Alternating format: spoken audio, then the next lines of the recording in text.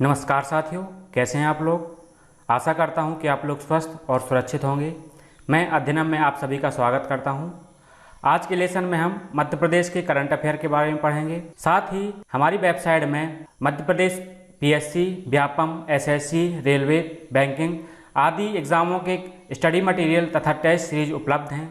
तो आप अध्ययनम.in पर विजिट कीजिए तथा अपनी तैयारी को सुनिश्चित कीजिए। मध्य प्रदेश का करंट अफेयर एमपीपीएससी, एमपीएसआई, पटवारी, कांस्टेबल, जेल प्रहरी तथा विभिन्न एग्जामों के लिए बहुत ही इम्पोर्टेंट है। ये क्लास वीकली रहेगी क्योंकि मध्य प्रदेश में डेली इतनी घटनाएं नहीं घट पाती हैं कि एक लेसन के लिए पर्याप्त रहें। अतः हम प्रत्येक सप्ताह मध्य प्रदेश का करंट अफेयर लेकर आएंगे। तो यदि आप चाहते हैं कि आपको इसकी जानकारी समय पर उपलब्ध होती रहे तो हमारे चैनल को सब्सक्राइब करिए। यदि आपको यह लेसन अच्छा लगे तो इसको लाइक करिए तथा अपने दोस्तों को शेयर करिए। हाल ही में मध्य प्रदेश के 3 एक्सप्रेस वे का कार्य आरंभ हुआ है, जिसमें है पहला नर्मदा एक्सप्रेस वे, दूसरा है अटल प्रोग्रेस वे और तीसरा है भोपाल इंदौर कॉरिडोर। इनकी घोषणा बहुत पहले हो चुकी थी, बट अभी हाल ही में इनका कार्य स्टार्ट हुआ है, तो ये हमारे लिए करंट अफेयर की दृष्टि से महत्वपूर्ण हो जाते हैं। नर्मदा एक्सप्रेस वे के बारे में जानते हैं हम। यह अमरकंटक से लेके अहमदाबाद तक जाएगा।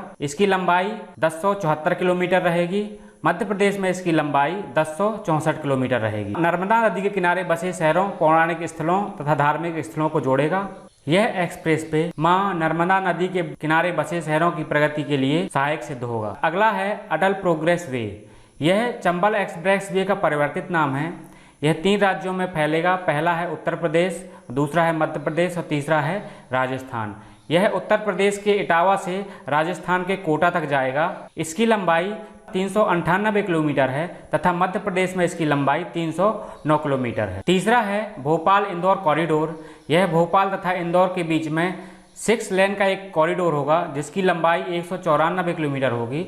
अब हम भोपाल से इंदौर के बीच की दूरी 2 घंटे में तय कर पाएंगे। ये तीनों एक्सप्रेसवे भारत सरकार की भारतमाला प्रोजेक्ट का हिस्सा है। अगला है हमारा मुख्यमंत्री ग्रामीण स्ट्रीट वेंडर योजना। तो क्या है यह योजना? जो लोग सड़कों के किनारे अपनी आजीविका चलाने के लिए छोटा मोटा व्यवसाय करते हैं, उनके लिए 10,000 रुपए का मुफ्त लोन प्रदान किया जाएगा इस योजना के तहत, ताकि वो साहूकारों की ऋण से बचकर अपने व्यवसाय को स्वतंत्र रूप से आगे चला सकें तथा अपने परिवार का भरण पोषण कर सकें। अगला है द्रोणाचार्य अवार्ड।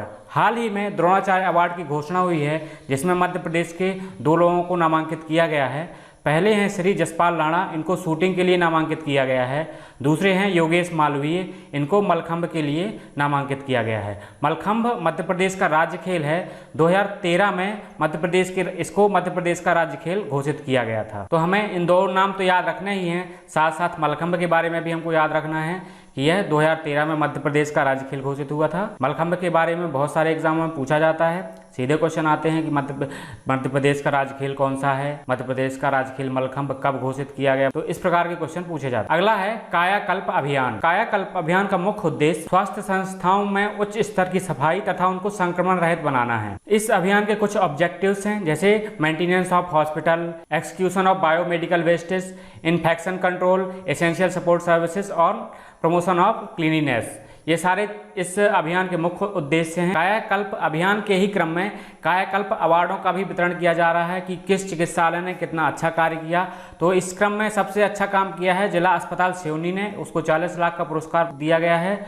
और दूसरा स्थान है जिला चिकित्सालय भिंड का और तीसरा स्थान है जिला चिकित्सालय बैतूल का। तो हमारा क्वेश्चन क्या बन सकता है इसका कि कायाकल्प अवार्ड 2019-20 किसको प्रदान किया गया। इनमें से सारे ऑप्शन दे दिए जाएंगे, आपको सही ऑप्शन बताना होगा। या फिर पूछ सकता है कायाकल्प अभियान का संबंध किससे है? स्वास्थ्य संस्थाओं की सफाई से, स्कूलों की सफाई से, गांवों के कायाकल्प से या शहरों के कायाकल्प से। तो ये सारे हमारे ऑप्शन हो सकते हैं। यदि हमें सही ऑप्शन नहीं पता होगा तो निश्चित तौर पर हम उसको गलत करके आएंगे। अगला है दस्तक अभियान। दस्तक अभियान के तहत 5 वर्ष से कम उम्र के बच्चों को बेहतर स्वास्थ्य तथा पोषण सेवाएं उपलब्ध कराना है। उद्देश्य क्या है इसका? इसका उद्देश्य है बाल मृत्यु दर को कम करना। तो इसी क्रम में दस्तक अभियान के प्रथम चरण में 2019-20 में उत्कृष्ट अवार्ड भी दिए गए हैं। क्या है वो, किसको प्राप्त हुए हैं? संभाग में यदि देखा जाए तो प्रथम स्थान इंदौर को मिला है और द्वितीय स्थान रीवा को मिला है। यदि जिलों की दृष्टि से देखा जाए तो पहला स्थान सीधू को मिला है और दूसरा स्थान सीहोर तथा सिवनी को मिला है और तीसरा स्थान धार को मिला है।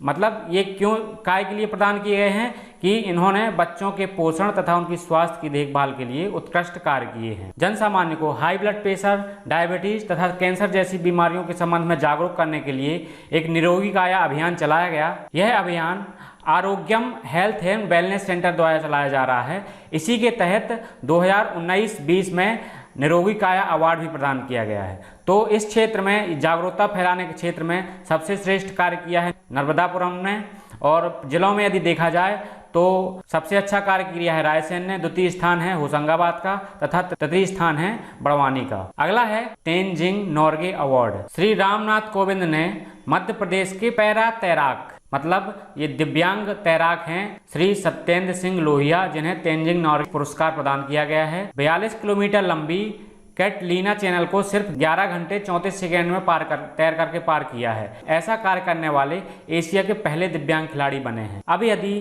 तेनजिंग नोर्गे की बात की जाए तो ये एक नेपाली पर्वतारोही थे जिनके नाम पर 2018 से पुरस्कार प्रदान किया जा रहा है। काय के लिए? साहसिक कार्यों के लिए। तो ये हमको याद रखना है कि 2020 का यह अवार्ड किसको प्रदान किया गया है? श्री सत्येंद्र सिंह लोहिया को। क्या किया है इनने? कैटलीना चैनल को पार किया है तैरकर। अगला है हमारा राष्ट्रीय खेल दिवस। राष्ट्रीय खेल दिवस 19 अगस्त को मनाया जाता है। क्यों मनाया जाता है? इस दिन मेजर ध्यानचंद की बर्थ एनिवर्सरी होती है। इसमें हम याद करने वाला क्या है कि सबसे पहले तो मध्य प्रदेश की खेल एवं युवा कल्याण मंत्री कौन है? श्रीमती यशोधरा राजे सिंधिया। इन्होंने 29 अगस्त को खेल दिवस के अवसर पर मेजर ध्यानचंद की जयंती पर उन्हें नमन किया तथा उनको श्रद्धांजलि दी। तो यहाँ पे हमारे 3 क्वेश्चन बनते हैं कि मध्य प्रदेश की खेल एवं युवा कल्याण मंत्री कौन है? तो वो हैं यशोधरा राजे सिंधिया। खेल दिवस कब मनाया जाता है? 29 अगस्त को। और किसकी स्मृति में मनाया जाता है? मेजर ध्यानचंद के जन्म दिवस के उपलक्ष्य में। तो ये एक बहुत अच्छा क्वेश्चन भी है, बहुत बार MPPSC में पूछ भी चुका है कि खेल दिवस कब मनाया जाता है। तो हमारा आंसर हो जाता है 29 अगस्त। अब कुछ पुराना रिवाइज कर लेते हैं कि दीनदयाल रसोई योजना, वैसे तो ये योजना 2017 में स्टार्ट हुई थी, लेकिन इसको इम्पोर्टेंट इसलिए है क्योंकि कमलनाथ सरकार ने इसको बंद कर दिया था। अब पुनः जब शिवराज सरकार आ गई है तो इस योजना को उसने आरंभ कर दिया है। 2017 में शिवराज सरकार ने यह योजना आरंभ की थी भोपाल से, मतलब पहली दीनदयाल रसोई भोपाल में स्थापित की गई थी। क्या था उद्देश्य इसका? कि 5 रुपए में भरपेट भोजन उपलब्ध कराना। क्वेश्चन इससे क्या पूछ सकता है कि दीनदयाल रसोई की स्थापना कब हुई थी? पहली दीनदयाल रसोई की स्थापना कहाँ पर हुई थी? ठीक है, तो इस टाइप के क्वेश्चन इससे आ सकते हैं, तो इसको आप अच्छे से पढ़ लीजिएगा। अगला है बहुत ही ज़्यादा इंपॉर्टेंट, रीवा अल्ट्रा सोलर परियोजना। लोकार्पण किया है माननीय श्री नरेंद्र मोदी ने। उत्पादन क्षमता इसकी कितनी है? 750 मेगावाट। और इसकी लागत कितनी आई है? लगभग 4000 करोड़। कहाँ पर स्थित है? रीवा के गुढ़ में स्थित है। 2017 में शिवराज सिंह चौहान ने इसका शिलान्यास किया था। यह एक रिन्यूएबल एनर्जी का एक बहुत बड़ा उदाहरण है। ये हम इसकी तस्वीरें भी देखते हैं, कितना अद्भुत लग रहा है। सैटेलाइट व्यू है इसका। यहाँ बहुत बड़े क्षेत्र में एक सोलर प्लांट स्थापित किया गया है। तो आज के लिए इतना ही। यदि आपको हमारा लेक्चर पसंद आया है तो इसे लाइक करिए, सब्सक्राइब करिए तथा अपने दोस्तों को शेयर करिए। धन्यवाद।